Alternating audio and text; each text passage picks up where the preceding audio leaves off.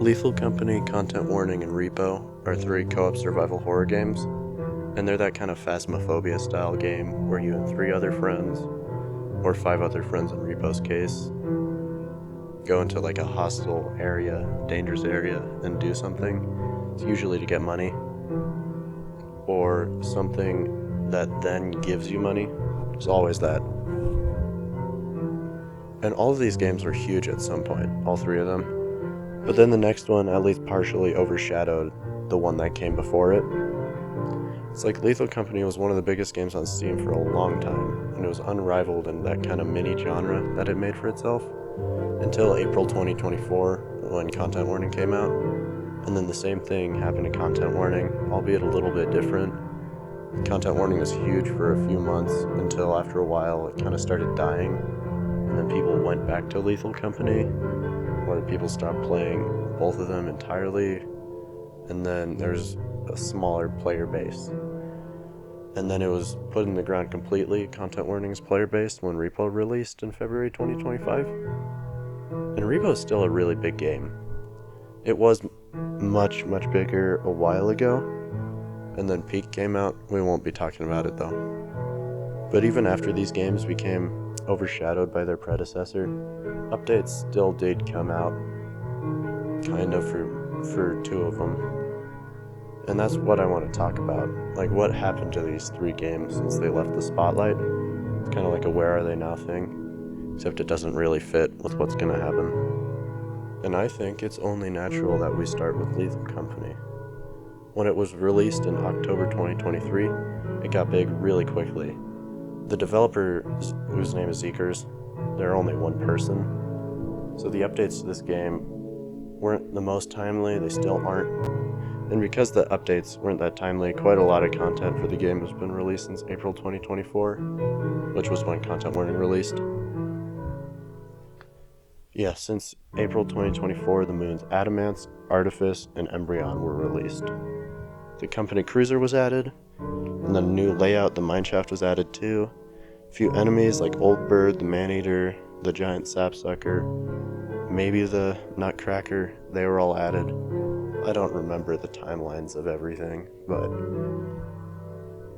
version 45 is, I think, where it was left off before Content Warning. And then there were other smaller changes since April, like a tool belt being added, tweaks to the game engine, and a bunch of little lore tidbits too. There's been a lot that's been added. But yeah, the updates to the game have always been extremely sporadic, and Zeekerss is working on different projects now, so I don't think the game's gonna have many updates for a while. I think it's pretty much where it's gonna end up right now. I think this is pretty much the full game. With that being said, Lethal Company is the game with by far the most content. Even though some of the content is very similar, there are a dozen different maps you can play on. There's a ton of different items. There's a ton of different playstyles. There's also a lot of speedrunning potential, as well as a ton of solo potential for playing the game too. And I would say even after it's not really been too popular, I think it's still very much worth the $10 to buy it. I think it's a cool game, and you can get a lot out of it. The same can't be said for Content Warning though, which was kind of seen as Lethal Company's successor.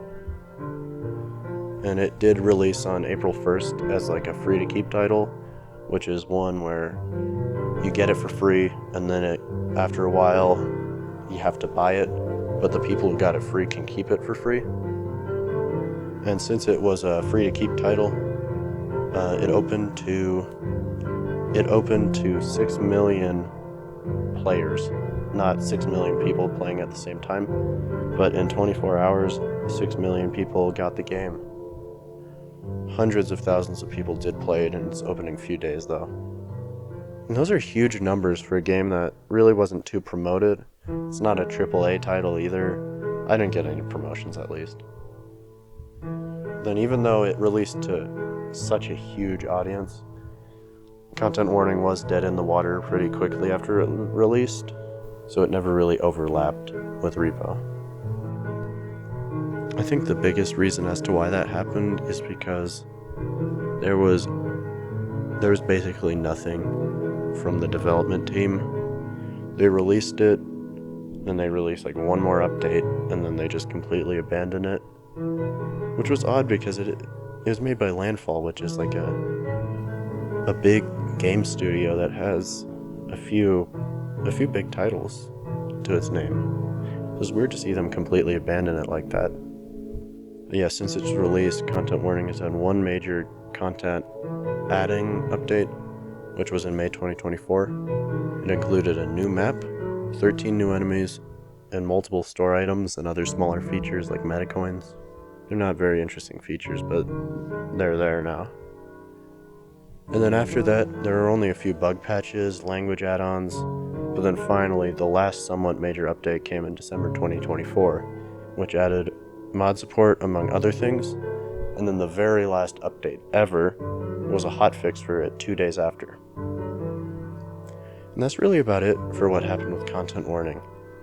The game was definitely much more of a quick party game, very shallow party game that was fun for a few hours, then it offered nothing.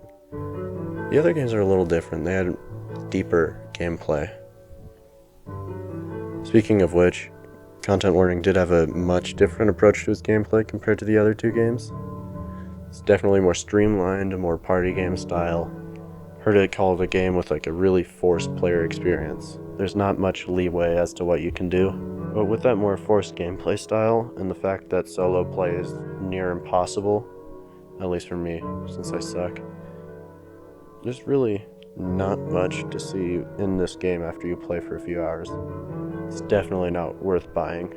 You can just watch a few videos like this one over and over and over again, and you'll get everything you would have gotten out of playing this game. Except for a big slap sighting. There's no way I'm getting that. On top of the problems with the gameplay itself, it has horrible optimization problems. For me, it jumps from like 29 to 47 FPS, and is constantly dipping and shooting up and dipping and shooting up, and it's horrible, it's choppy, it's unplayable. I wish I could get a refund after 22 hours of gameplay. And then our final game is R.E.P.O. It has a really similar formula to Lethal Company, but it does put its own spin on it. And this game it's nowhere near dead. It has dropped from like a constant 30 to 70,000 players at all times to like 5 to 20,000. Still great numbers, but they're not those huge numbers for like an indie game. And the game that overshadowed it somewhat was Peak. I won't talk about Peak, like I said before, because I have never played it, and I really just don't want to talk about it. Since I haven't played it, I don't really like it too much from what I've seen. But yeah, that being said, since its release, R.E.P.O. has had one major update, and I believe one update, which added the art museum map, along with tons of new items, new upgrades, tools, and weapons. Some of these are the cart cannon, tumble wings upgrade, and then a few other things that I can't remember right now. And then there's a ton of new features and balancing changes too, like reworking the energy prices, adding moon phases, overcharge, and altering some enemy AI. It did kind of change the flow of the game with all the balancing updates. But something nice about R.E.P.O. is that it's kind of the contrary to Lethal Company, where it has really active and present developers. I think it's multiple developers. And they regularly discuss the future of the game and how far along they are with like updates. And then they also really make a point to be very involved in the community, which is cool to see. And then, yeah, they're called Semiwork. And they've announced another update coming in late October. And it really seems like, from how much they're involved in the game and still interested in it, there's going to be a lot more down the line. I'm really excited to see where they go. And even before the first update, R.E.P.O. had a lot of content, like interesting enemies and maps. And it had a super fleshed out gameplay loop for a new early access game, even though it's been worked on for I think a few years before then. And then since its update, it's gotten even better. There is a ton of replayability in R.E.P.O. There's so much. And a lot of that, for me, comes from the solo gameplay loop. The solo gameplay, Lethal Company solo gameplay, has a much different feel than its multiplayer gameplay. I think that's because Lethal Company has a much heavier atmosphere and much more nerve-wracking kind of thing going on. And then R.E.P.O. solo gameplay really feels similar to playing with a friend. There's not much of a difference. It does have a much lighter atmosphere and kind of goofier everything compared to Lethal Company. And then I would say I would highly recommend this game if you like these kind of games. But yeah, now that I think of it, I don't really think that the "Where Are They Now" part of the title really works too well, since these games didn't really do the same thing. They didn't have the huge soar and then the crash down. They just didn't turn out the same with everything that happened. But I do think that it's interesting and kind of cool to see where everything has come to since its release, or since it got popular. Yeah, I think it's just kind of something interesting to look at. But yeah, it's taken me a long time to get any videos out. I think that's really because I'm trying to do these huge videos, and I should really be starting slow. Like, I've been trying to do, one of them was an hour 40 minutes long. It took me 3 months. It's horrible. And then another one, which was the same video but with a kind of different premise. That one was going to be like 45 minutes to an hour, and I never even started it. I think I'm just, at least for the first few videos, before I find my footing in everything, they're going to be a little shorter than that, like 20 minutes, 10-20 minutes. Speaking of videos, I have a ton of them planned. I have like 75 ideas, and I'm going to plan on revisiting all these games in some capacity in the future. I think that capacity is going to be like their own separate video and segments in other bigger videos. But until then, that's really all I have to say. Yeah, if you've made it this far, I'd ask you to please consider subscribing, since it's only going to get better from here. And then, yeah, that's really all I have to say. Other than, I'll see you in the next one, and you better be there.